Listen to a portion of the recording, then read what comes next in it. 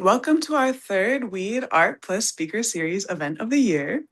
Today is Sunday, April 26th. My name is Avery. I'm a WEAD board member and my co-coordinator of WEAD Speaker Series alongside my fellow board member, Mary. Before we begin, I just want to say a little bit about our collective. So we are Women Eco Artists Dialogue, or WEAD for short. We were founded in 1996 as a volunteer-run collective of female-identified artists and art historians, writers, curators, researchers, scientists, and all who are interested in the intersection of art and ecological issues. We envision WEAD's continued expansion as our global network of women art activists. WEAD is nearing completion of a rebuilt and updated artist directory. We've begun this online in 2012, and we have new and improved archive tools for enhanced membership. So that's coming soon, and we're excited to share that with you guys. And then I'm also just going to share we have a lot of gratitude for our sponsors. So we are sponsored by California Arts Council, the City of Berkeley Civic Arts Commission, 3240 Design, Alameda County Artists Commission, Rabson Family Foundation, Dwelling on Carbon, and Puerto Nuevo Fund. I'm going to go ahead and pass it to Mary, who's going to share a little bit about Zoom housekeeping, and then we'll go from there. Hi, welcome everybody. I'm pleased to be with you today. Before we introduce our speaker, a little housekeeping. This presentation will be recorded, so please mute your audio to reduce background noise. If you have questions during the presentation, please enter them in the chat. We will read them during the Q&A afterwards.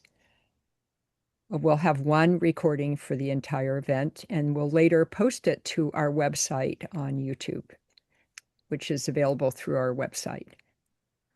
Okay, Avery.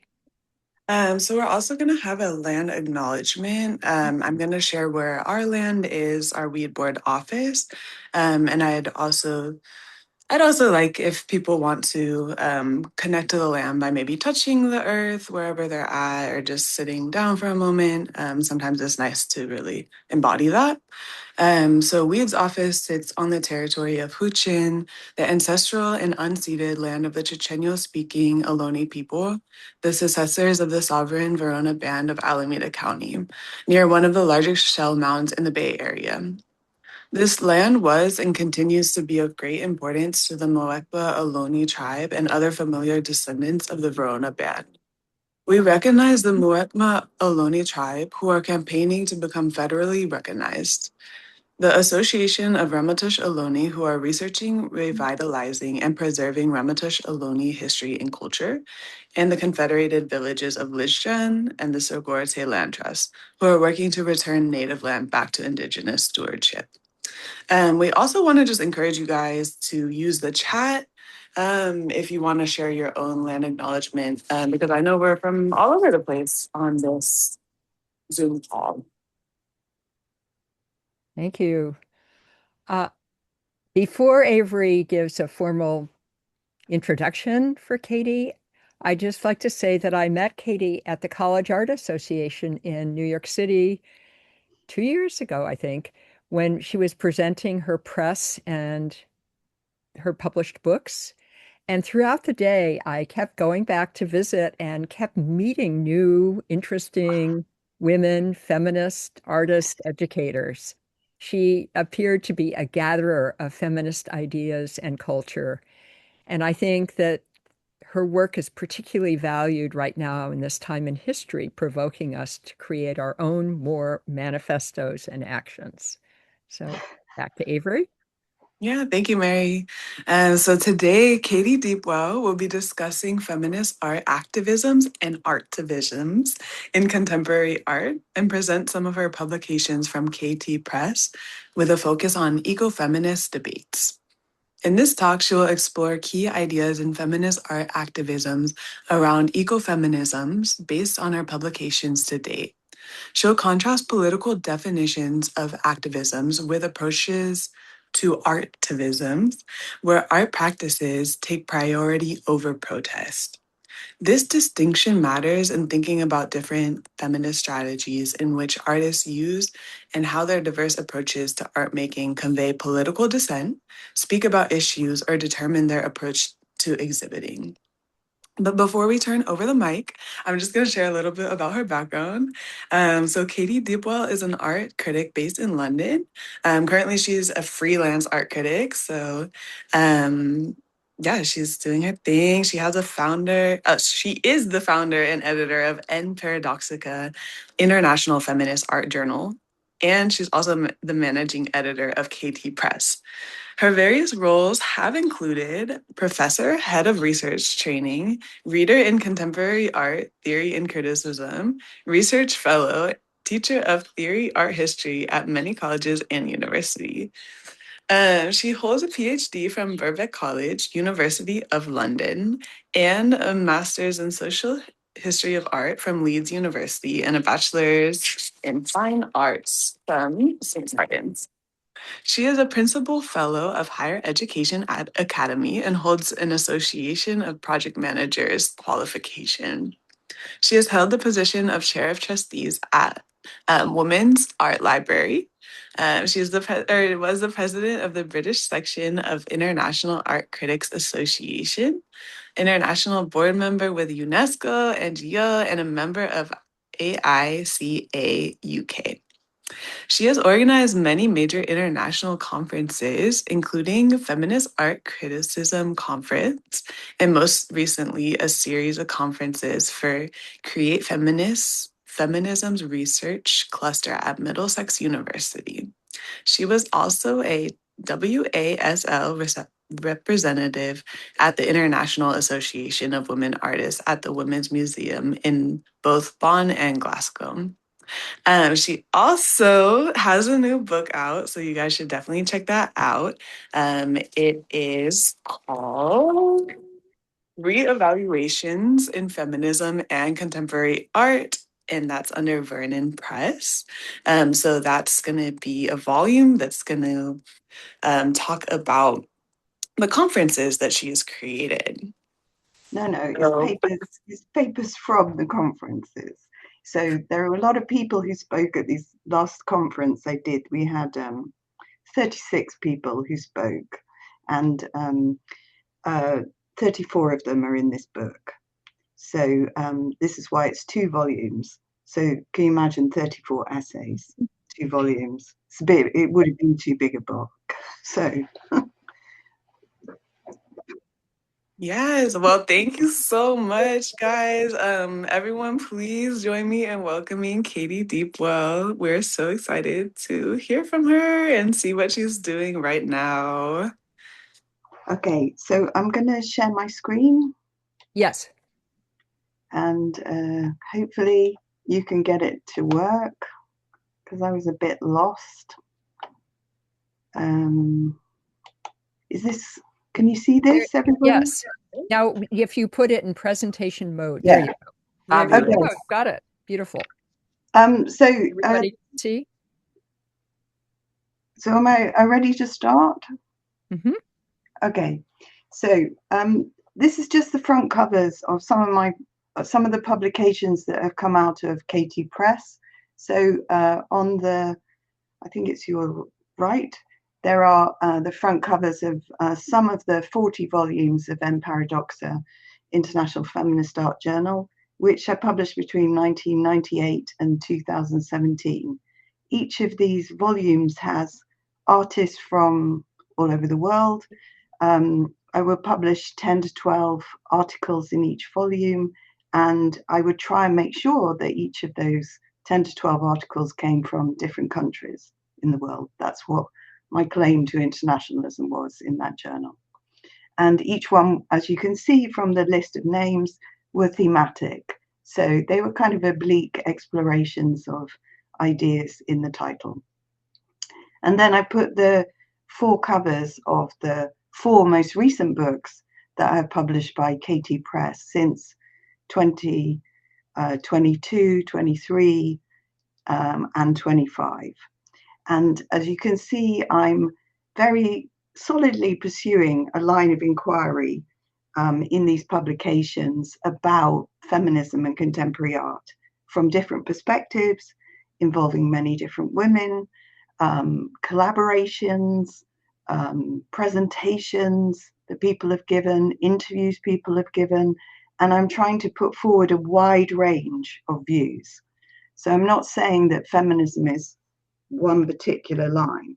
And this notion of a plural of feminisms is at the heart of most of what I want to say today, which is centered in this book that I produced from a conference that I also organized as part of Create Feminisms at Middlesex University, which is called Feminist Art, Activisms and Artivisms. And some of the ideas in this book relate to ecofeminisms, not all of them, but I'm going to try and explain what I think the intersections or relationships are, and also to focus on what is the difference between artivisms and activisms, because you can tell from the titles of the book and the way that I'm pursuing my inquiries into feminism that I believe that we have to be more critical about the distinctions that we make. So there are different kinds of feminisms, and there are also different kinds of approaches to making art.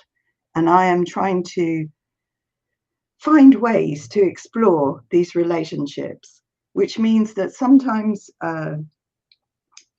advocating plurality is quite important in how you characterize feminism and how you put forward your ideas about feminism.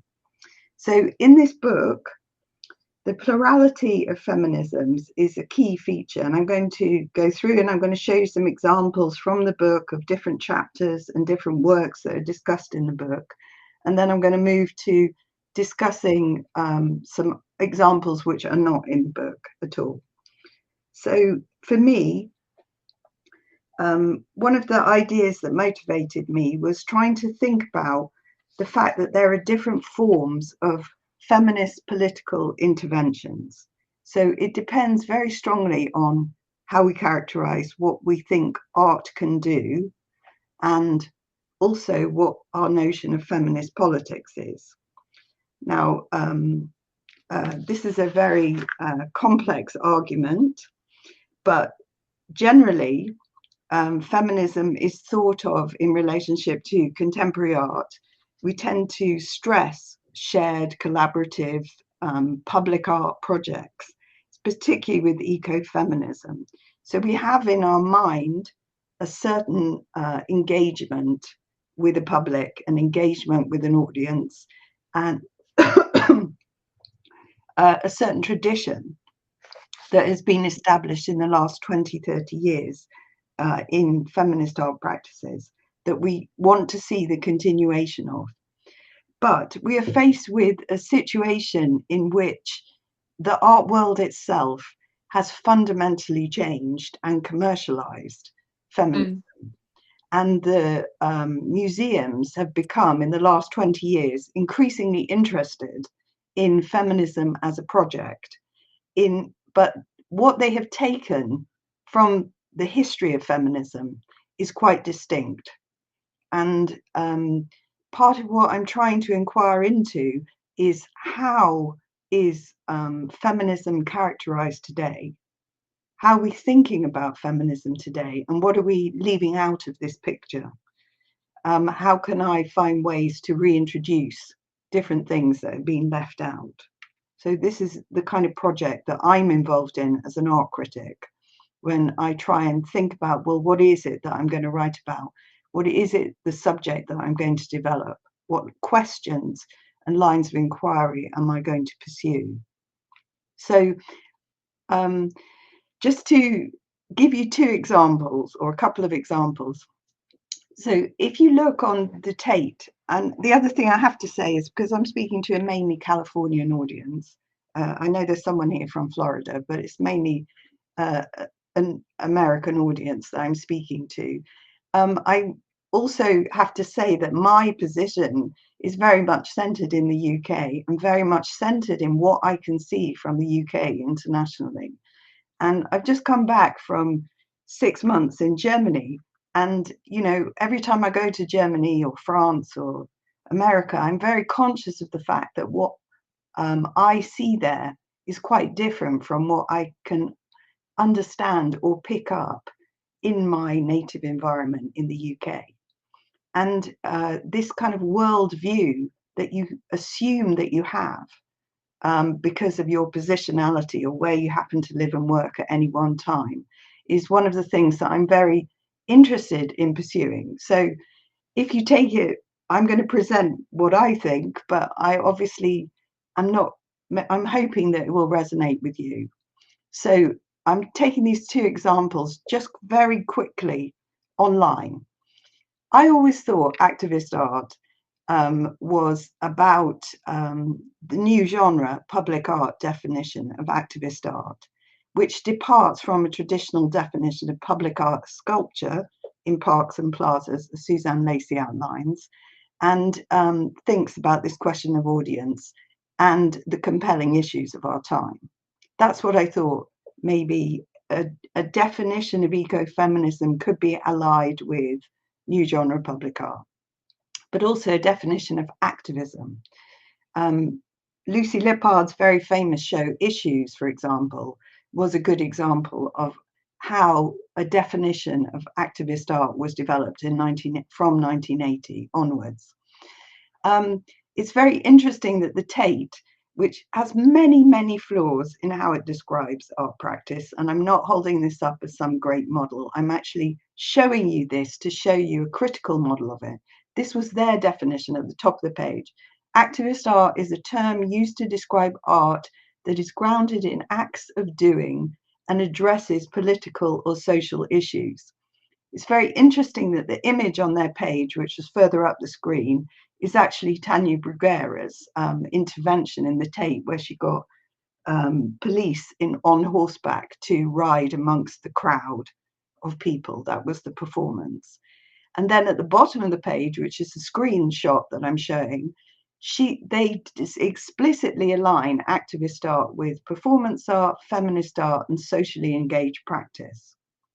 If you contrast that definition of activist art with definitions of artivism, this is where you start to get the kind of muddying of the waters, because artivism here is the combination of two words, activism and artist. This is by a woman who runs an ecological project, Women Mind the Water. And she describes an artivist as an artist whose work is a reflection of her activism. So here the definition is on art, not on doing. And then you also get further definitions of artivism being used to very explicitly draw attention to carnivals, mural art, comics and caricatures, posters perhaps, and a sense of the carnivalesque.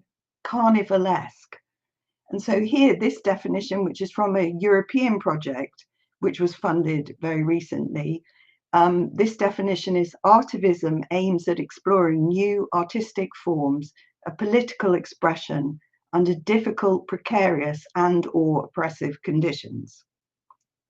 Now, that's a very catch-all definition, but that's the one they operated in. And then they explicitly looked at mural art, comics and carnivals as street theatre.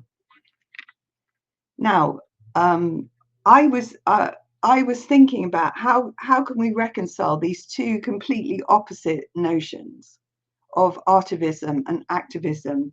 And I did this in my book, which is dated 2020. It actually came out in the month of lockdown, March 2020 in the UK. And so it was very much a suppressed book. And the conference that it was, came out of happened 2 years before. It takes a very long time from a conference to develop the papers into a publishable form. But anyway, so I came up with this idea that maybe what we have to think about is we have to rethink our notion of artivism and activism. Maybe they are two sides of the same coin. Maybe they are trying on the one hand to emphasize art and think about art practices and our sense of the political in art. And then on the other hand, maybe they're also trying to think about political expression which has art forms. So this is where mural art or posters or protests or the re-performance of protests start to emerge. So these two terms are in tension with each other in the book and throughout the book. But then I was also thinking, and maybe these two forms of expression here are kind of like a way in which this idea of activism or artivism have been manifestly commodified by the art world. So this is Katerina Kibulka's Solange project, where on the scaffolding outside buildings, she has put a whole series of expressions and phrases about sexism in the art world. So this one, as long as the art market is a boys' club, I will be a feminist, is just one example. And then I wanted to contrast that with what we might call the political manifestations of feminism as a practice, which is exemplified by this wonderful photograph of 733 female artists gathering for this photo opportunity. So what we're actually dealing with is the commercialization or the commodification of the phenomenon of women artists. So we don't just see one woman artist as a rare being in the art world. What we're actually seeing is the multiplicity of practices by women, the multiplicity of women who are involved in the art world. At the moment in the UK, for example, we're going through a women's season of enormous proportions. Nearly every venue at the moment in London is showing women artists. The Whitechapel has Veronica Ryan, the Tate Modern has Tracy Emin, Rose Wiley is at the Royal Academy. This is unprecedented that so many shows of women artists are taking place. Beatrice Gonzalez is also showing at Barbican. So we're seeing the takeover of women artists in the commercial art world, but at the same time we're seeing the residual effects of considerable sexism in the art world. So this actually represents for me the two faces of the contemporary art world at the moment.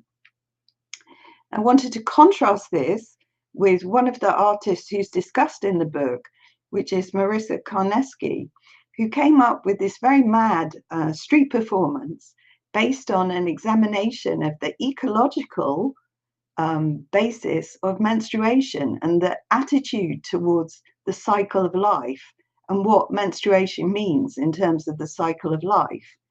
And in her project, she did a one-man show, but then the actors and the people who took part in it also took part in street performance and street theatre with this kind of idea of the carnivalesque and the protest of art, which has become so popular as an example of artivism.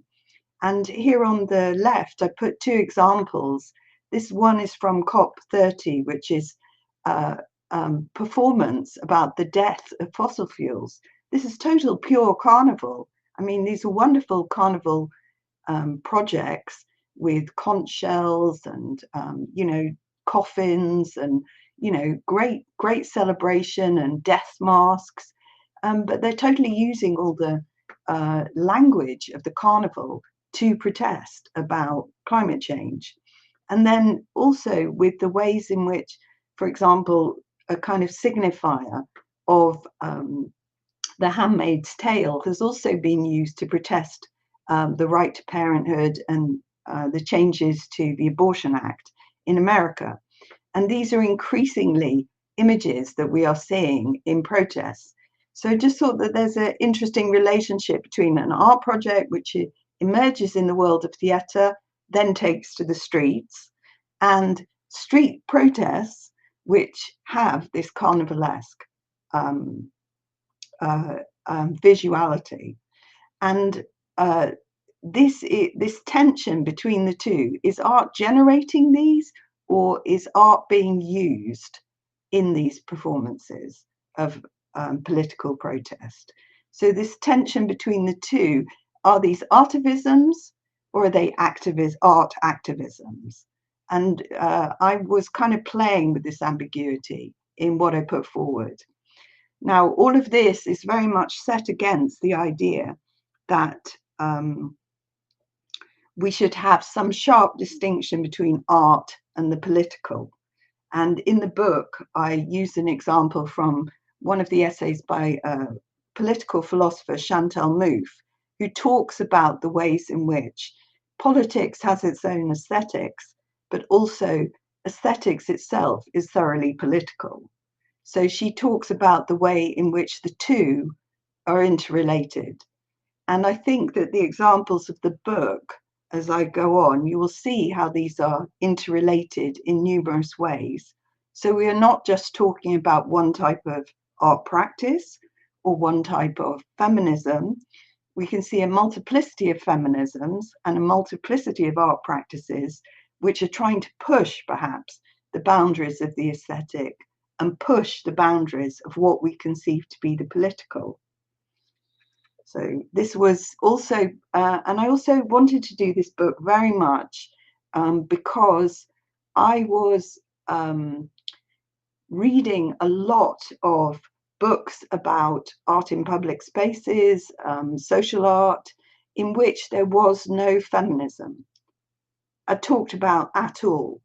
A totally masculine version of art in political spaces was being used, and women were disappearing from that picture.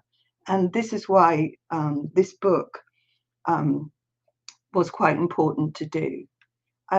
It did come out of a conference, so it didn't really cover everything that you could put under this category, but I think there was a range and diversity of viewpoints expressed within it.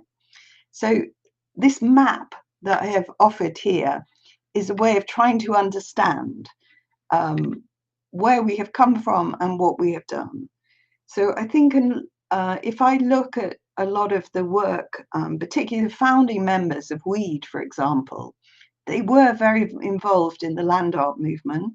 They were very involved in earthworks and environmental art. And there are a lot of people who are involved in the fiber art movement as well. And some of these definitions fit into Suzanne Lacey's third new genre of public art. Some of them don't. And some of them are complete developments of these theories. I also see in a lot of the work that I know about from ecological art in America, this very strong emphasis on the material properties of art. So people have spent a lot of time analyzing particular materials for their associations, for their practice, and trying to make artworks in public places or cited artworks which have a very specific relationship to the environment from which the materials that they're using are from. There's also a lot of image-based work which references the land and landscapes and sometimes land rights. So across the top of this slide, what I've done is I've put a whole series of types of contemporary art. But as I see that we're moving into the field of contemporary art, increasingly ecological projects are building habitats. They're actually changing, they're putting new structures in the landscape. They're trying to draw attention to features of the landscape through sculpture in the land. So they're no longer taking part in kind of public art projects which have acquired this very negative idea of the turd in the plaza, like you just plonk an artwork, a large public sculpture in a place and say, well, that's my ecological contribution. These ecological projects are very displaced. They're very multiple. It's very hard to capture what they are actually doing in photography or documentation, because they're actually transforming whole parks, whole cities, networks, and it's very hard to actually capture the whole evidence of what they're doing. So this was another category that I thought was increasingly becoming important. The other thing that I'm seeing a lot of is multimedia artworks and performances which document different forms of activism or artivism, and are offering videos with evocations to nature.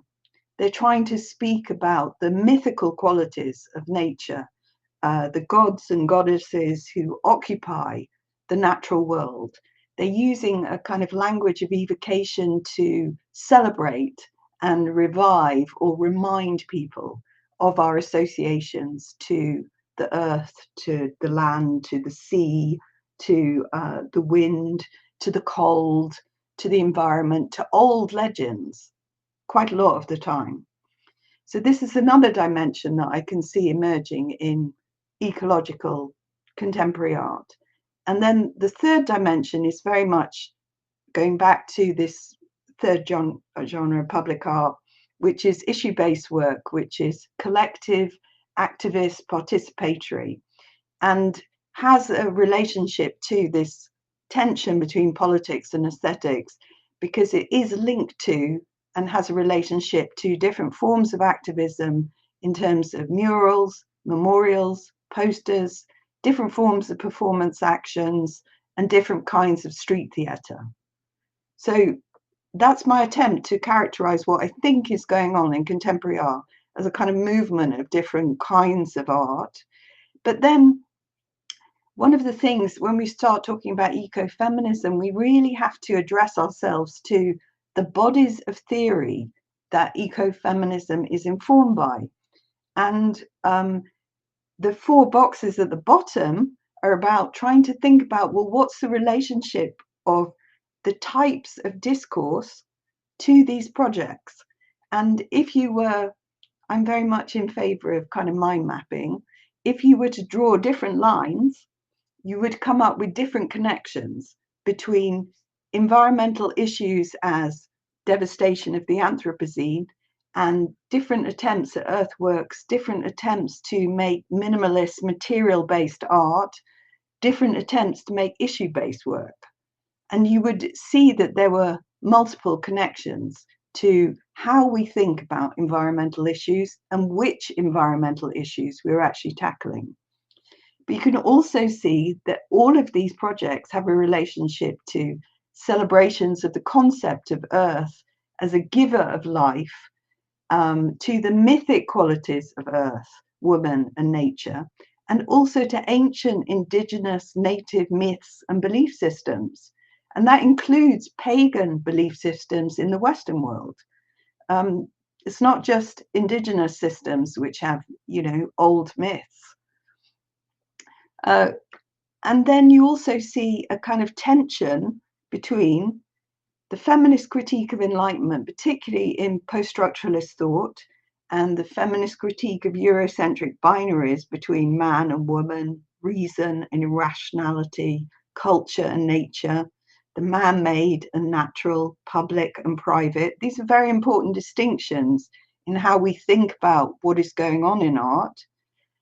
We can contrast that with different kinds of feminist theories about humanity, woman, and nature, how the biological sciences and life sciences are informing human reproduction and our views of the natural world, how we're thinking about peace and the survival of the species, and how we're also thinking about what is a feminist reevaluation of myths which have their origin in very sexist ideologies. How is feminism challenging and changing mythic beliefs? It isn't just a celebration of female figures from history or female goddesses or characters of a female nature. There is also rewriting going on of mythologies. So this is another dimension to the whole question that I wish to explore. So as you can see, I don't have a fixed line of inquiry. What I'm doing is I'm setting up a mapping of the field for you so that you can then perhaps navigate this plan in your own ways. So then we come on to, what do we think art should do in feminist terms? What do we think women's art should do? And what do we think women artists are concentrating on? So if we look at the high commodity value, a lot of the work that is celebrating women artists today is very much in the first camp on the left of this graph. Women can be geniuses and make great art. So all that is being done is a proof or re-establishment of how great women are as artists. And this is what maybe a lot of feminist art history is doing, or seems to be doing. Of course, a lot of feminist art historians wouldn't describe their project as proof of great art. What they would say is that they're actually exploring women's lives, and they're very interested in what women have done in the past. But this whole genius mythology is the commodification of this model. Now, there is another thing that is going on, which is that feminist art today is thought of as participatory, democratic. It should only arise from collective practices, working with communities, working with people's belief system. And so this is a definition about what feminism might be as a particular kind of practice. Then there is the one in the middle. Art is a universal. Everybody and everywhere has always made art. But there are two universals, and these are gendered. So if we want to critique a male universal as the dominant model, then what are we going to discover? We're going to look for a feminist or female universal. Are we going to look for gynocentric or matrixial transcendental universals for women? So this is another tack that we might like to explore in relationship to ecofeminism. Is this another tack that we might like to explore into our concept? What do we think art itself can do? And then we might like to think about women should critique the institutional framework, so that it should be their job to challenge and cross boundaries in genres, kinds of art, and different media. Then we have another idea, which is art should be about the senses. So feminist art should be about the emotions, feelings, the sense of women, even the non-rational, the irrational, the expressive, because it should be getting away from a kind of male, universal, rational, progressive modernity. So these are different forms of versions of expressionism or emotionalism, plus identity politics. Then there's another one, which is feminism should only be about women's voices, experiences, or perspectives. So this is about shared truths, collective identifications, the exploitation of women's labor, the double burden, which is looking after family and going out to work, childcare, motherhood, sex work. And then the final group is that feminist art can only be ideological. And it should be ideological because it should openly question ideas, beliefs, and values. And maybe this ideological view will actually expose the feminist avant-garde, which is about challenging assumptions, beliefs, and values in society, and questioning the ideas of art as an institution, the institutionalization of art. So these 7 ideas are a way of really kind of trying to push the boundaries of what we think feminist art is today. This is my take. And this is again another map, because I'm trying to conceive of a complex map, because life is complex, art is complex. There are no simple definitions or simple solutions in this, where I try to think about ideas about making, ideas about recording and commemorating, and ideas about avant-gardism and avant-garde practice in the arts. So in people who definitely espouse the idea that feminist art should be about making, there is an assumption that art is for everyone. Everyone should be able to make art, and everybody else should be able to see art. and that art is a public good which has to be defended for democracy. But this also leads to ideas that art is therapy, especially for disadvantaged groups in society. So there must always be community workshops, community engagement, providing these facilities and opportunities for the most disadvantaged groups in our society. And then alongside this is that art should be a positive. So we need positive image making, positive ideas, positive representations of the world in art. Okay, this is quite difficult set of notions, but you can see that the workshop movement and the idea of art for everyone is very much invested in the idea of making art. But then we also have ideas about recording and commemorating art. Art is a means of exploring people's feelings and actions, sharing memories in public. There are so many commemorative works where people are invited to share their experience, share their photographs, share their knowledge, share their life histories, share their family histories, speak publicly about the relationships that they have as 3 generations or 4 generations of a family in one place. So art has become a means of recording or documenting on a huge scale events, actions, protests, social histories, personal histories. And art has become a means for commemorating these things through memorials and tributes. You can see that, for example, in anything from the expressions of grief at the death of Lady Diana to the outpourings of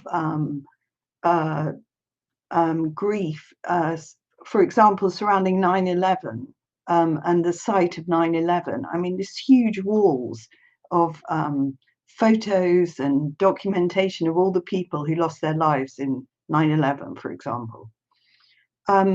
You can see it in many memorials, like in London, for example, there's a COVID memorial where people painted a heart, and then the people who actually lost someone in the COVID came along and put their names on the heart. And this wall goes for miles down the bank of the Thames, and it's become a public memorial. Is this art or is this memorialization? It's a very difficult thing because it was started by artists.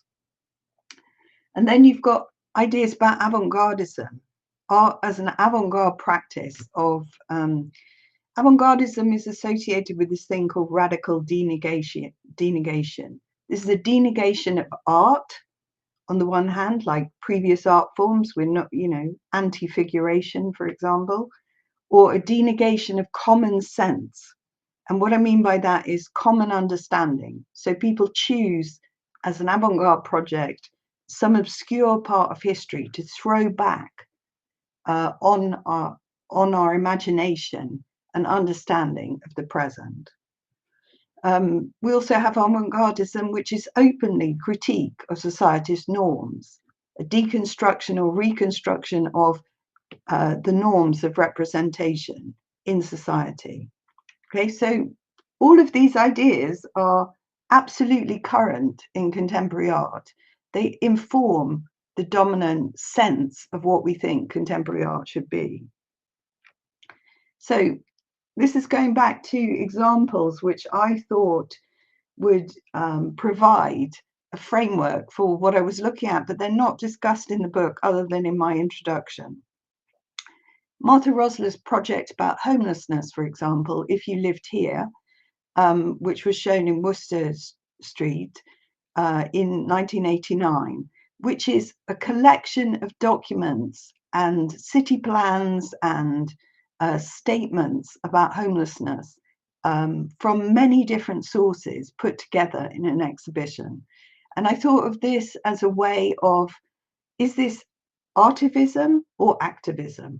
Can we think about this as art, or do we just think of this as documentation? Where is the art in this? Do we separate out, for example, works of art that are on display here, documentary photography that is on display here, posters, adverts, reconstructed objects? Where is it the whole exhibition, If You Lived Here, as a project, or is it only particular bits of it that we would regard as art? Again, this comes down to a very old argument from the 70s and 80s, which is about the gap between art and politics. But the definitions of activism and artivism that we have are about blurring these boundaries. And this is a very good example of this. Similarly, Sanja Veković's Woman's House project, which I've written about quite a bit, is also a good example of this. This project is part memorial because, but it's also about a meeting between Sanja and each individual woman whose face is actually represented here. These are made from the women's faces. Basically, they had a mask made of their face. And if you look very carefully, you'll see a little paragraph on the side of the pillar. And this paragraph is a very simple paragraph of description about who this woman was by her first name and what happened to her. All of these women had ended up in refuges. And this is what the Woman's House was. It was the collection of their personal stories. She did this project in Croatia, in Bangkok, and in Germany. And each of these stories is very different. They're all talking about domestic violence, sexual violence that they have experienced and what had happened to them. But they're all speaking about that retrospectively because they're in a place of safety. And then what she did in the main square in Zagreb was she put a plan of the Woman's House, because the Woman's House itself in Zagreb as a women's refuge was under threat. And this plan was, again, a piece of activism to remind people about the existence of the Women's House, but also to try and encourage the support of their funding so they could continue. This is just another example. So is this documentation? Is this art? What makes it art and not just a collection of biographies? It's much more than that because it's a filtering. They're all anonymized. It's not a social survey. It's not telling you these are the stats, these are the figures. It's only telling you the life experience of one person in a larger complex. It's up to you as the viewer to make the connections between the stories of these women. Obviously, these women were heavily affected by the Balkan Wars. Balkan Wars had huge consequence in the rise of violence against women at this time. But she also did this project in Bangkok, and the sex industry was a major contributing factor to the experience of women in and the rise of violence against them. So when it comes to the book, I did two things. I divided the book into two halves. It's a very big book. It's quite thick.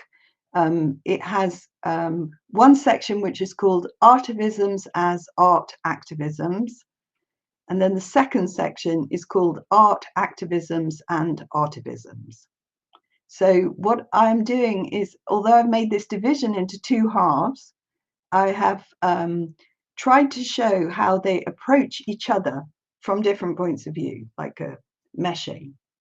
So now I'm going to show you some of the projects in the book, and I'm not going to go through all the arguments. You'd have to read the book. But I've just set up a series of contrasts to show you how I was thinking this was working.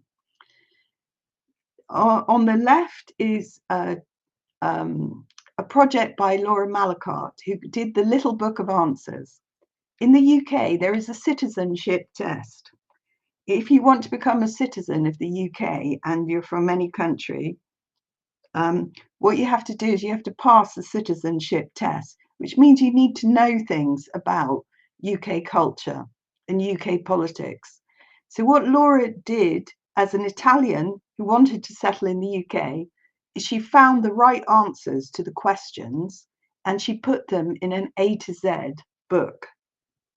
It wasn't going to help anyone, but it was to show how many subjects you would need to know about the British subject to become a British subject. And then what she did was she did a series of performances, which is what these women with their tongues out, men and women with their tongues out, are, when they were asked to speak in a ridiculous manner the answers to the citizenship test. So it's both an artist book and a set of performance projects. On the right, I wanted to contrast this with Aid Fletcher, who did A Filmmaker in the Family. And this was about her experience of trying to make a film about being a filmmaker while exploring family life. So this, to me, is a very much an exploration of the personal as political, but from a contemporary perspective of being the filmmaker in the family, exploring family life. So she looked at her relationship to making through the 7 positions in 2 hours that she had to pass through, of being the colleague, the choreographer, the filmmaker, the performer, the lover, the artist, and the mother. And the contradictions of this are what she explores in her essay and in the actual film that she made. In this book, there are art historians who are looking at very specific art projects, and these are 2 of them. Paula Chambers wrote an essay about the balaclavas of Pussy Riot. What she argued is that Pussy Riot's balaclavas became a symbol of DIY culture. Anyone can put on a black balaclava or change a woolly hat of any generation into a balaclava. But it was this attempt to wear a mask, to anonymize yourself, to project a DIY culture that anybody can do it, which was behind the inspiration of Pussy Riot.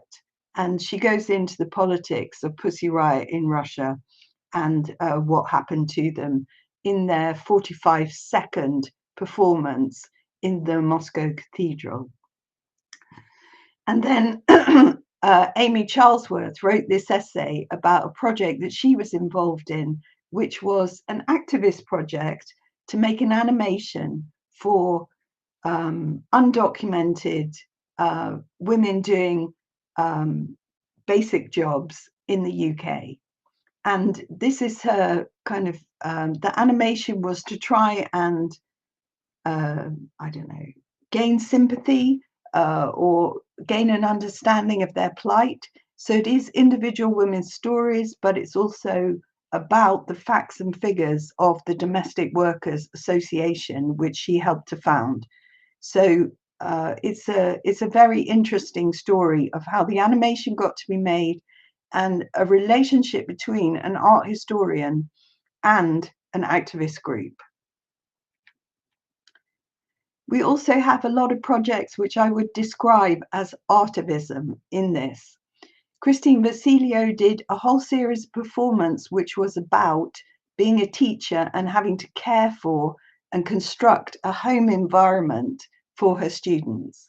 So she literally does a performance where she builds a paper house and then knocks it down through the routine of the discipline of teaching as caring. But this is also contrasted with a very interesting essay by Tanya Ostojic. And Tanya did this project, which is an amazing project. Tanya Ostojic is from former Yugoslavia, and it's quite a common name, Tanya Ostojic. It's not a distinctive name. It's like being Sarah Smith in perhaps the US, or I don't know, another one, Helen Lewis in the UK. It's quite a common name. And what she did was she actually traced 30 other Tanya Ostojic's born who had emigrated from Yugoslavia. And she got in touch with them and they all met. All the Tanya Ostojic's met, 9 of them met and took part in this project. So this is a map showing and documenting their migration from the former Yugoslavia to different parts of Europe and the US. And they came together and they did a whole series of art projects together. They made a tapestry together. So this is just one piece of the documentation of a larger project of trying to meet your namesakes And through your namesakes, you actually discover and uncover the politics and history of migration in the former Yugoslavia. Two other interesting projects were discussed in this book. Shreyashi discussed the work of Janata Marwa. And Janata Marwa did this very, very interesting project called Close Distance, where she photographed in India a woman, middle-class woman, and her servant girl sitting on the sofa together. This is something that they would never do in normal life. This, you can see absolutely how relaxed the woman is in her own house on her own sofa, and how awkwardly her servant girl is sitting next to her, and the distance between them. These people are not friends with each other. And this work documents the history and politics of servant girls in India. And it's a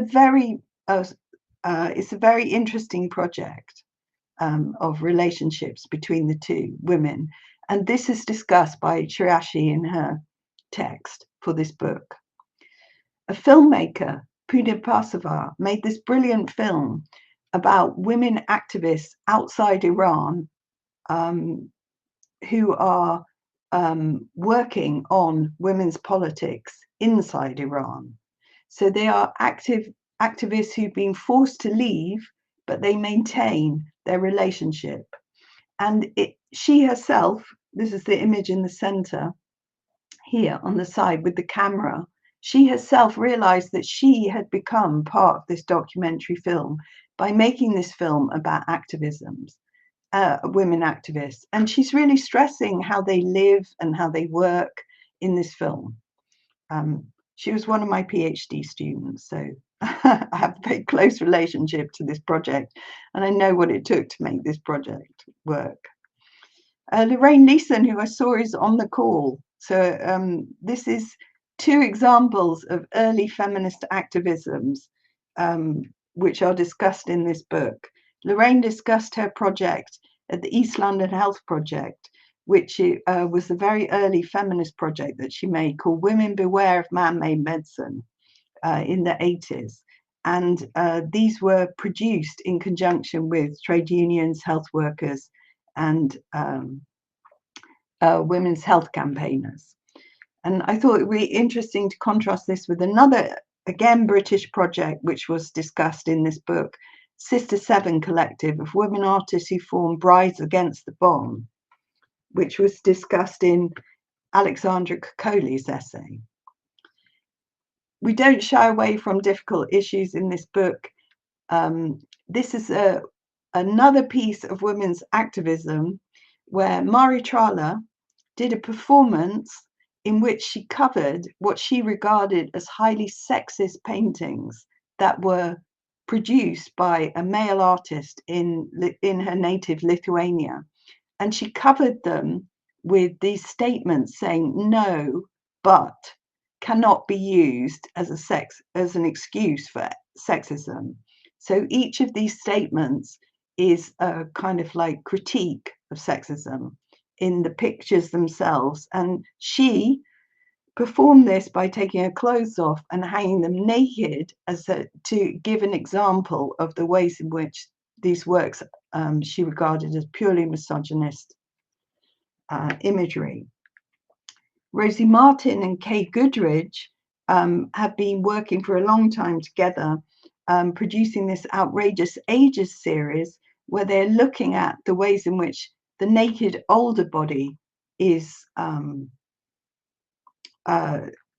poorly represented and not represented in positive ways.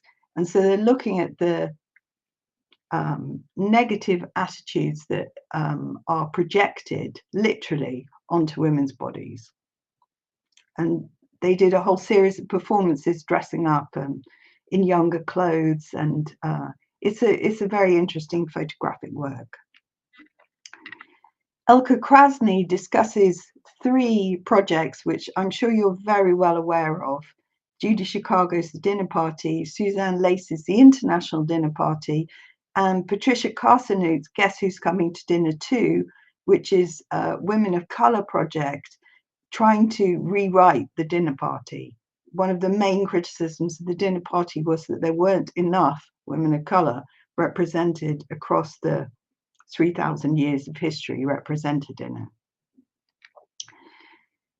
Two other projects mainly in film are Pam Skelton's video installation, which is about Palestinian women and Israeli women talking to each other in vignettes where they would never actually say who they were, and they wouldn't actually have these conversations in real life.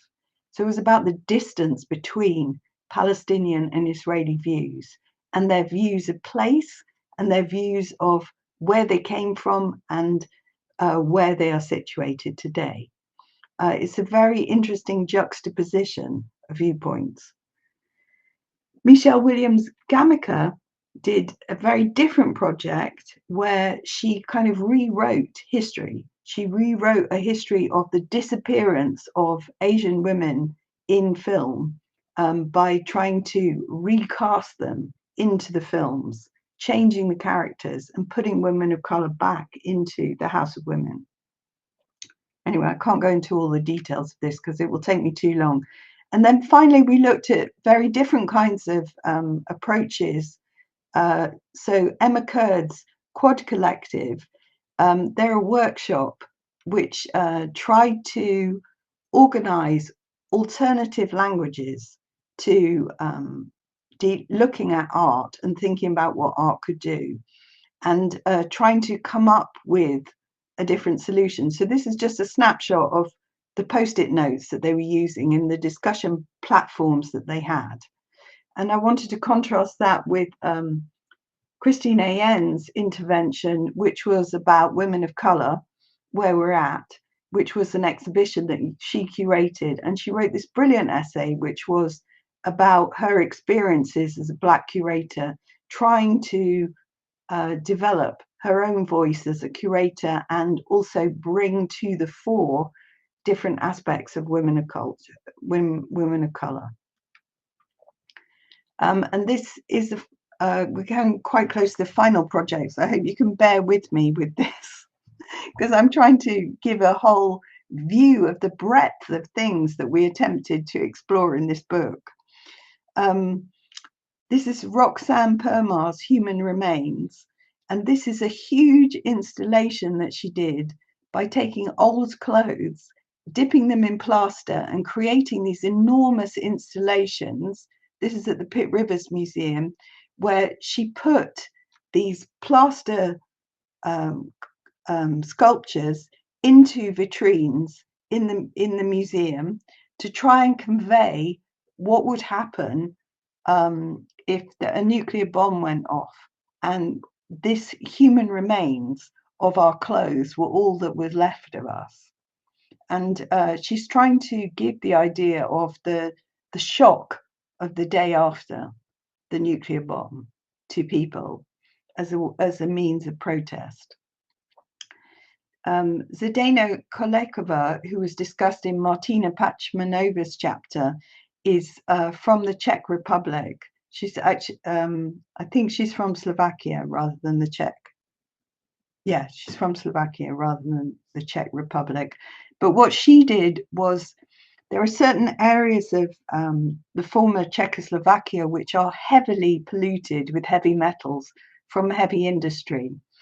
And what Zdena Kolekova did in this project was she attempted to make, by picking local produce, flowers and fruits from those areas, having them scientifically analysed, and then making what typical folk produce of jams and cordials and wine from produce that would never be eaten. It was too dangerous to eat these products because of the range of heavy metals in the environment. So this was a way of drawing attention to the pollution in the local environment, which hasn't really been a subject of political protest over the years. We also looked at different histories. So this is Kathleen Mullenif and project.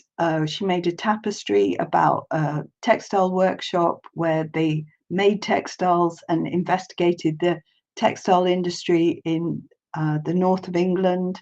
And then Anne Robinson's project, which is a photography project, where she was looking at 3 generations of her family and comparing them. Common birds is kind of working class insult, but she was placing herself in relationship to her mother and her grandmother and thinking about how working class history is embodied in how they appear. And then this is the final project from the book, which is Alice Maud Roxby and Stephanie Siebold's work, where what they did was they rewrote Berenice Abbott's book with the original captions by Elizabeth McCausland, which had been censored in the first version of Berenice Abbott's book about New York. And what they are doing in this is, how can I say, contradicting or restoring a history which has been lost. Now, in restoring a history being lost, the writing out of Elizabeth McCausland's original captions, they are rewriting the history of this book as it should have been published, but was never published because Dutton wrote them all out. The publisher did not like them. And what has been lost is the very nuanced and careful art criticism of Elizabeth McCausland responding to Berenice Abbott's photos. And their work is a kind of restitution of history in a very interesting and particular manner. So as you can see, is this an artivism or an activism? This could be seen as feminist activism because they're restoring a hidden history, but it could be seen as just an artivism because what are they doing? They're just juxtaposing and reformatting the original book into its original book, but drawing attention to the errata, the exclusion created by a dominant publisher, because this book was a really important book in the history of Berenice Abbott's presentation to the public. She's a very well-known photographer. Okay, so if you can bear with me, I'm now going to move away from that book and take exactly those implications into some contemporary art projects. Are you still with me, or is this too much? I can stop or I can go on. Well, we'll just have, I think it's fascinating. We'll just have a little bit less question and answer. Is everybody okay? Okay. Yeah. Okay. So I thought I would just show you two works of art about the Arctic, which I've been quite interested in. This project by Layla Curtis was simply a boat ride. She went on a boat ride and she photographed moving from the UK to the Falklands Islands and then to the Antarctic. And she photographed her voyage. And these are the photographs of her voyage, which you can discover at different points because she put it up as an online virtual archive. So this project is a very dispersed project of a journey, but it's a very weird journey. And it's a journey very few of us will do in our lifetimes because it's not some popular tourist route. And it's very hard to get permission to go to Antarctica or to be in close proximity to Antarctica. It's even harder to get to the Falkland Islands. So it was quite an interesting project that she did in 2005, but it was also one of these digital projects which was only really realized digitally. It wasn't ever shown, I don't think. Anna Dimitriou, who did a very interesting project. I mean, there are lots of projects about human biology in in America.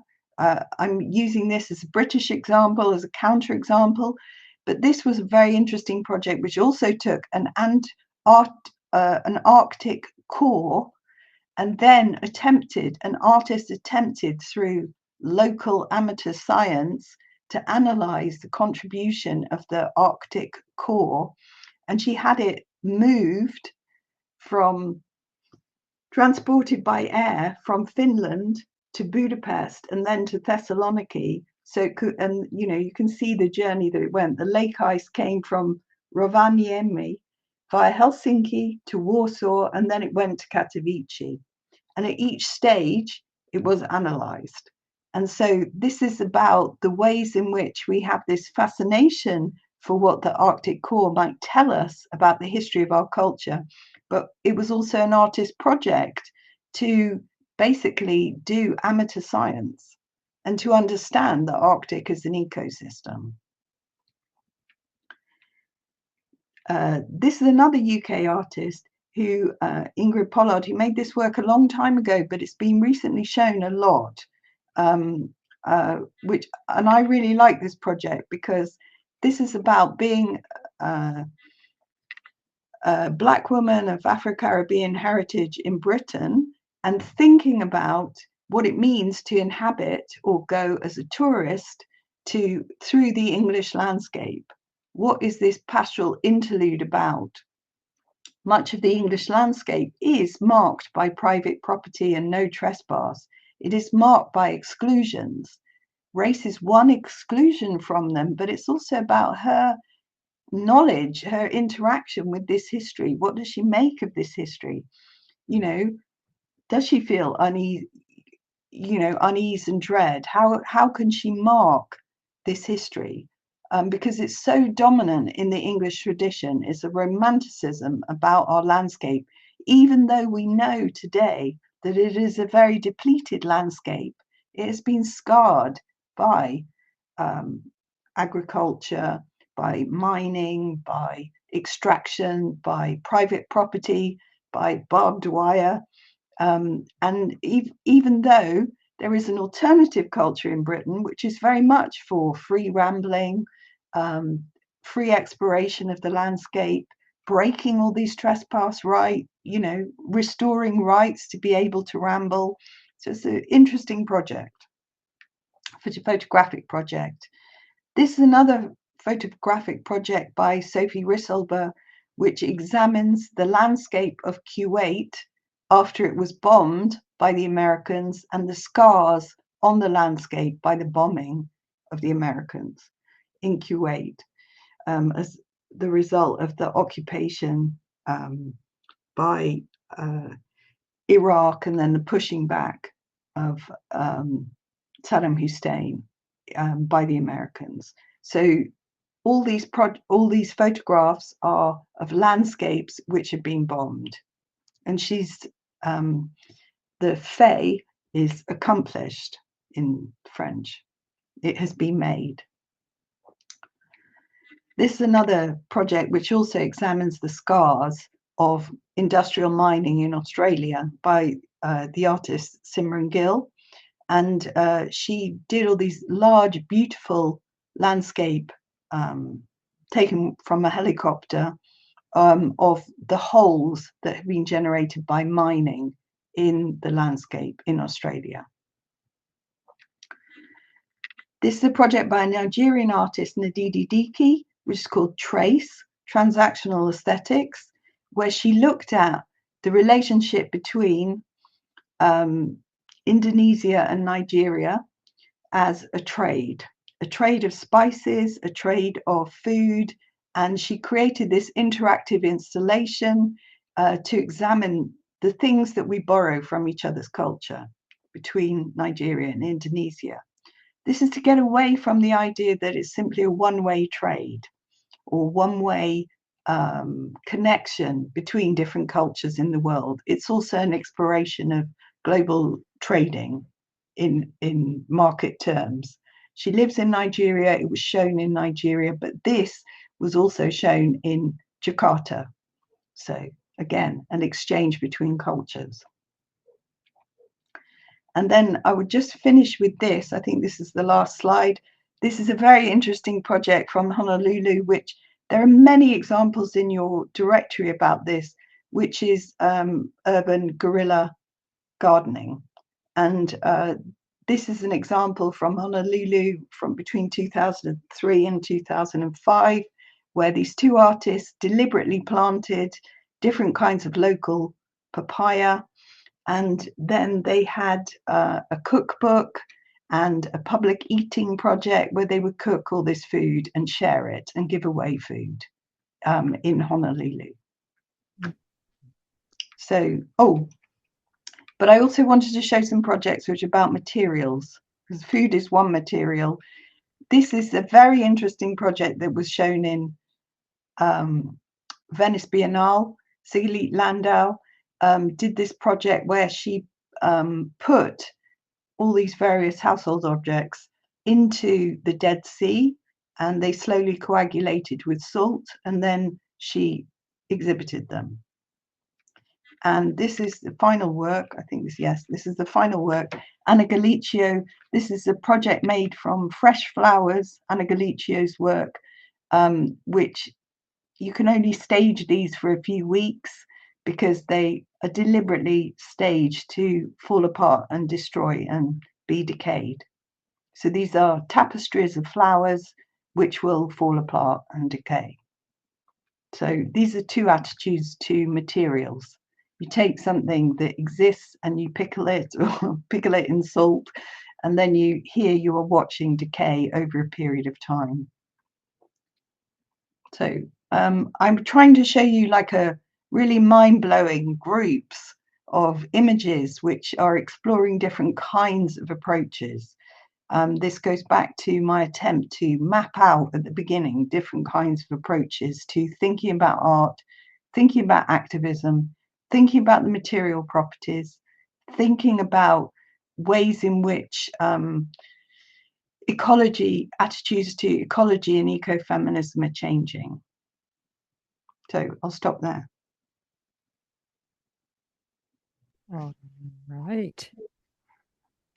Well, thank you. Thank you so much. Fascinating. So many rich images. Yes, I really wanted to show you lots of images. That was the main thing. Show you lots of art that I think is interesting, that I admire, that raises lots of issues, and also I think it's too easy to fall into narrow categories, and I think it's very important sometimes to have these big kind of like explosions of different things to force you to think differently. Absolutely. And to also inspire all of us for ways of thinking of new projects. So many thanks for sharing your wealth of information. And you know so many of the artists that we'd love to have in the WEAD directory. So for all of you who are interested, this presentation will be archived on the WEAD website along with the question and answers. We'll have about 10 minutes of questions and answers. So Katy, let's start with questions and answers. Do the audience have some thoughts? Let me share my screen so I can see. You can put up your hand physically, or actually it's a small group, so you can just put up your hand and turn on your audio. Any questions? I hope you realize that I don't, I've Yes. raised all these categorizations, but I don't have fixed ideas about them. I'm keeping them in kind of like throwing them up all the time. I think art exceeds the ability of art critics to actually categorize things. We keep trying to do it, but it's a bit of a fruitless task. But it's sometimes quite helpful. Okay, Kim has her hand up. And Kim, why don't you introduce yourself and just say a little tiny bit about yourself? Yeah, my name is Kim Tanzer. I'm based in Gainesville, Florida. I was a professor of architecture for many years and more recently practicing art full time. So I have, as an architecture professor, worked with some of the examples that you talked about early on in kind of cultivating a public sense of responsibility in architecture students, but I'm now at a kind of a betwixt and between where I'm thinking about how does that relate to art. And my question is about context. You showed a wide variety of projects, and by the time they're in your books, they have the context of being in your book, which makes them art. But some are also in a museum or they're framed like, beautiful museum photographs, and others are just sort of things you could imagine as roadside stands or just a pile of stuff somewhere. And I'm wondering if you could talk about the role of context in framing them as art. Okay, I think that is changing all the time, and I think art criticism changes how we start to frame art objects. So I think art criticism helps to generate a discourse which enables some objects to reach museum attention which they have not had before. If you think about all the art criticism that has been written about, say, someone like Merle Euclides, this is what has helped draw attention to her work, helped get her a retrospective, helped others to see in this disparate set of objects that she has created, in this disparate set of things that she has done, these actions, how they can be framed and understood in public circumstances. Like one of the artworks that I really like from Euclides is this, it's an impossible art object, really, which is when she asked people who were cleaning a tower block, office block in New York, she asked them to dedicate 1 hour of each working day to art. So they're doing cleaning, but they're dedicating it to art. Now that's an impossible art object to me, but I have seen it on display as an impossible art object, as a series of photographs of people cleaning an office. But it's an imaginative art object. It's not a real thing. What you're seeing is the documentation of that. You're not actually seeing an art object, right? And I think this is the biggest problem with a lot of ecofeminist works, where people have actually documented extensively and thoroughly their objects as documentation have entered the museum. Bonnie Shirk is another great example of that. She's another great example of that, of someone whose projects are ungraspable except for through narrative and except for through documentary photography. So as documentary photography, they're not very interesting documents, but they're only interesting because they document a whole process, a whole series of things that have happened. Right. So I think we have to get away from the idea that art is these fixed, solid objects. And we actually have to start thinking about how we can properly describe to people the processes that have gone on to actually demonstrate these interventions, because some of them are very immaterial. I've shown you at the end, the last two examples are very material examples that are stuck in a gallery. That's what they're made to be stuck in a gallery, right?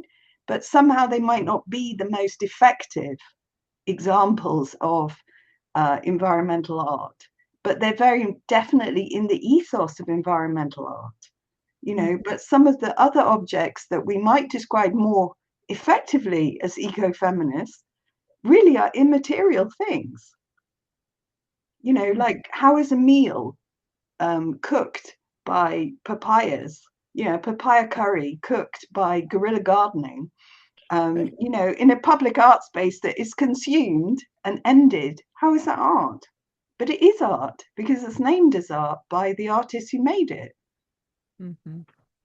How is a bowl of chilies stuck in a gallery really art?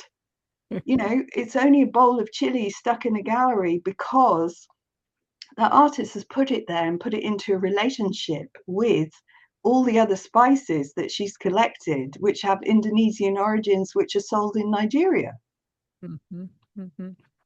This is the reality of what we're dealing with. So we have like very immaterial things and processes which we recognize as art, but they can only be recognized as art because we describe them as such. Yeah. Right. Elizabeth has her hand up. Elizabeth, introduce yourself, where you're from. Hello, my name is Elizabeth Addison, and I'm a Berkeley, California-based interdisciplinary artist. Guess I consider myself an eco-feminist these days. My work is inspired primarily by a specific river that I have a relationship with, the Smith River in Northern California. It's California's last wild river, and the indigenous communities in the area too. We visit every summer.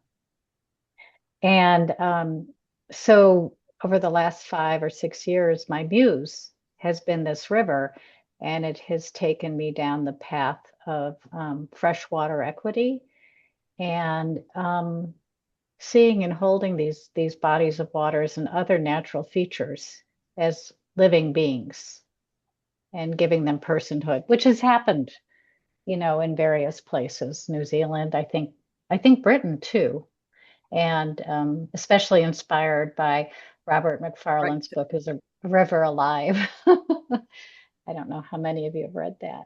Yeah. But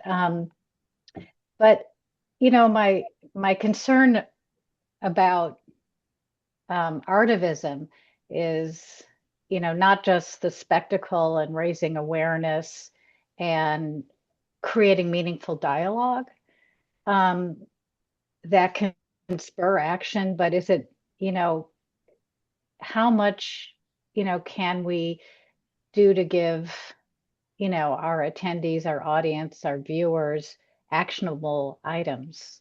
Like, you know, one exhibit I had, one of my curatorial projects in San Francisco actually had QR codes for people who just didn't want to be anxious about, you know, the lack of ratification of the ERA, but what can you do?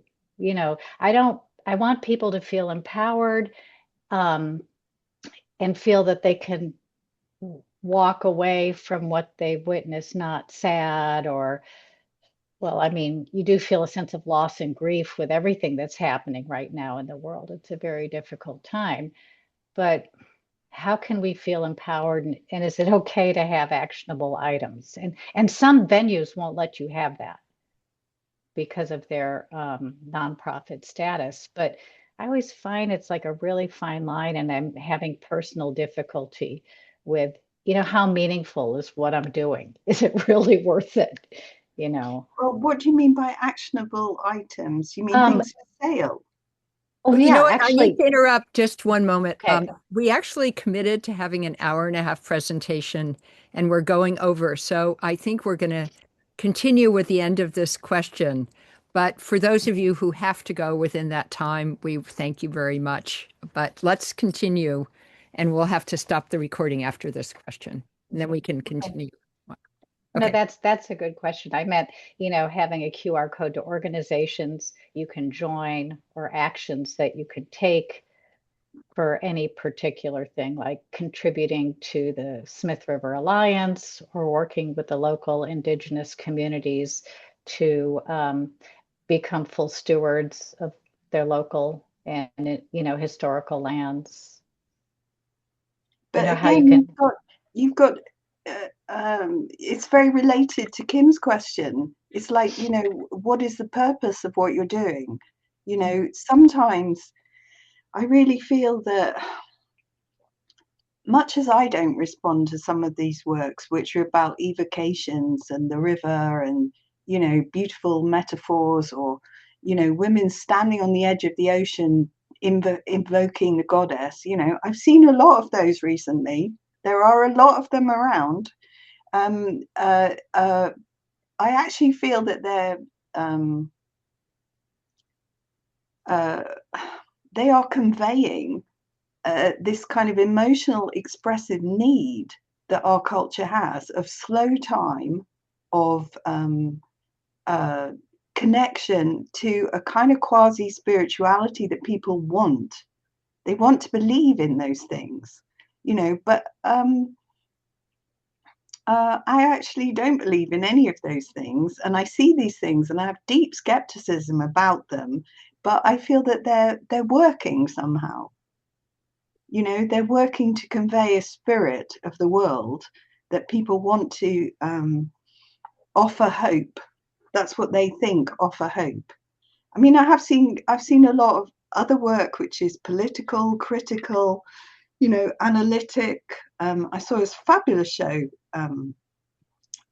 recently, which was by Austrian artist Hito Sterl, and it was really, well, she's German, I think, but she was showing in Austria where I saw this show, and she was making, she makes works which are totally about AI and video and how the modern world is framing the world. And this show is going to really take off, and it's going to be shown in many places now because it was such a fantastic video analyzing what is actually happening in the outsourcing of AI to Syrian refugee camps. Mm-hmm. Syrian refugee camps are coding and classifying objects for AI companies in America. Yeah, I'll finish very quickly because I want Lorraine to have a chance because I see her hand up. I guess my point was, is it okay to ask people to sign a petition or donate money? And this is how you can actually just not experience this or believe what you want to believe, but take an action.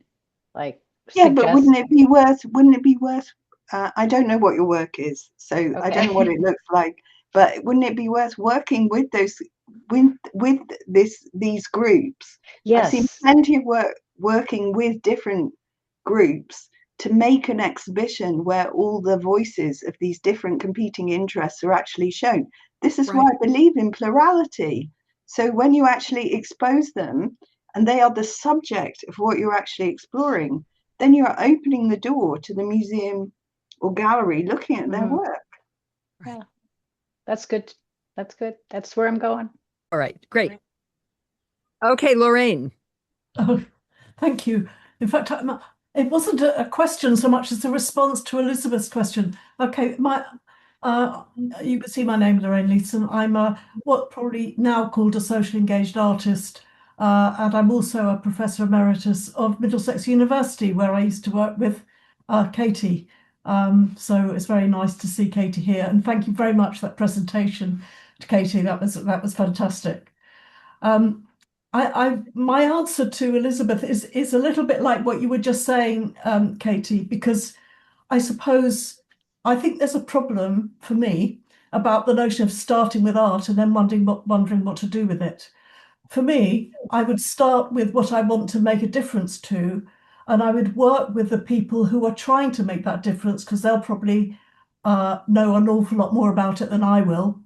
And I will use my abilities, my artistic abilities, to bring something to that activism, to that campaign, to that whatever it is they're doing, because I know that art has a power that could go beyond activism. It can add to the activism. It can do a lot of things.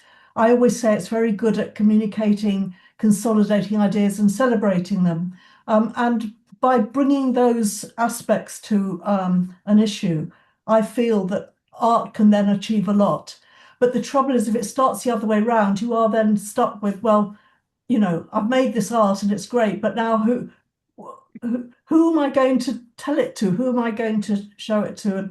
And I also appreciate what Katy was saying about the value of art critics and people who work in the art establishment to engage with artists like myself and others whose work isn't made for the gallery. And so it's made for elsewhere, but it's art. I am an artist, I work as an artist, but I happen not to work through the art institutions that exist. But I think those art institutions are also very good at disseminating the work. So it's very valuable to me when somebody like Katy includes my work in the book, or that I'm included in a an exhibition, documentation of my work is included in an exhibition, because that's how people get to know about my work. If you work outside of galleries, there is nowhere for people to go. I mean, you might be working in public domain, but nobody knows what you're doing. So, so there are two sides to it. You do the work, I feel, or I do the work because I want to make the difference as an artist. But I also work in relation to the art world because there's no point, you can't develop people's ideas through art unless you communicate what it is you're doing. So that's why I heard recently, because Lorraine and I are both in London, but I heard recently that the largest commission, it's very funny this, the largest commission ever in London is actually by the people who were extending the sewers along the river. There is this enormous rebuilding which has been sponsored to extend the London sewers. We had like major sewerage problems. So they extended the London sewers. And as a result of that, they got a percent for art scheme. Got this percent for art scheme by one woman who was campaigning for 15 years during the development of this project, and has only now got to the end of these 15 years of actually realizing, I think it's 40 artworks along the river Thames at each of the points of intersection. This is the most unexposed art project ever. It has received no critical coverage of any kind. Its launch is not public knowledge in any shape or form, but it is the largest commission ever of public artworks in the city. And it's incredible. So there are lots of things that are never written about. You know, they don't receive that kind of attention.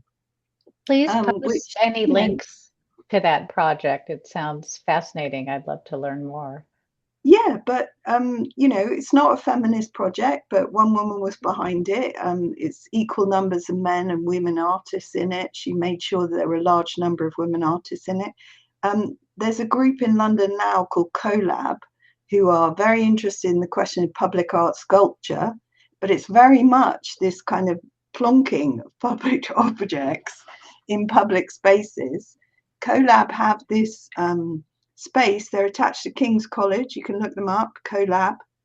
They're attached to King's College London, and they have a gallery, but their gallery is on top of Temple Bar tube station. And that's where I heard this woman speak at one of their conferences. They've been organizing conferences, and she gave this fantastic presentation of the sewer project and all the artwork she commissioned along the river.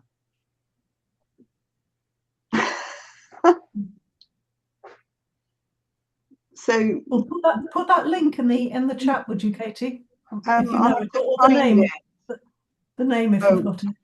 Well, I don't know what the name is. I'd have to look it up. I'd probably find it in 2 minutes if I looked it up. I think I found CoLab. Yeah, CoLab is quite, you know, interesting as a public art resource. It's just. Oh, sorry. I was writing a question. Will you share the link? So just use the HTTPS part. I'll do it again. Hold on. Just jumping in here while you guys are in the chat, I also just want to say we have time for one more question, and then I'll be closing the meeting. So if anyone has their hand up, You can see I'm in London because it's getting dark now. I'm like in the dark. Katy, thank you for being here still. Quite a bit darker than when you started. Avery, do you have a question? Do I have a question? Do you have a question? Oh, yeah, I have a couple listed here, but yeah, no, I'm really curious. I just love this idea that you've been sharing throughout the whole presentation about invisibility. You're like, oh yeah, this has received no critical, this project that you were just talking about has no press. So I'm curious. And then you also mentioned before that, you're very aware, you're self-reflective, that you are coming in with a London point of view, you're British, and so that's how you're seeing the world. And I'm just so curious about, like, how do you go about finding the invisible I think that is something that is extremely important. Like, so finding the works that are not, well documented, or the stories that don't get a lot of attention. How do you go about finding that? And yeah, are there any like practices that you would suggest for other artists, for just really cultivating that self-reflective point of view of like knowing where you're coming from and how much you're not seeing, probably? Because it sounds like you really do hold throughout the entire presentation, hold this like ability to scavenge and look and really find what is not always shown. So I really appreciate that. And I just am curious, how you go about that. Sorry, big question. How you No, go that's about a big that. question, And but it's a very good question. It's a very good thank you. question. It's because I have this curiosity, and also because I don't go for the obvious. Okay, there are lots of things in the art world that are very obvious. They're like right in your face, like Andy Warhol, right in your face, right? Or Mark Roscoe, right in your face. And I decided that I wasn't going to write about those people who are right in your face. I was going to look at people who don't get that attention. And most of it takes a lot of orientation, takes a lot of reading, a lot of looking around, a lot of questioning yourself, questioning the categories that you think about art in. And it's a slow process. But if you keep that up and you keep doing that, you do arrive at the forgotten, the marginalized, the not so paid attention. It doesn't come, I really want to stress this, because this is the massive problem that I find with young people. It doesn't come from just looking at your friends, doesn't come from looking just at your immediate network, right? It doesn't come from looking at people like you, right? You have to look at people who are not like you. You have to look at people who are quite different from you. You have to look at people who think differently from you. And you really have to understand how they think differently from you. And that expands your own consciousness and mind. We always talk about being stuck in little echo chambers. I do my best to try and get out of any echo chamber. If you know that you're in an echo chamber and everything is self-serving and everything is being kind of like cultivated in one direction, you have to change.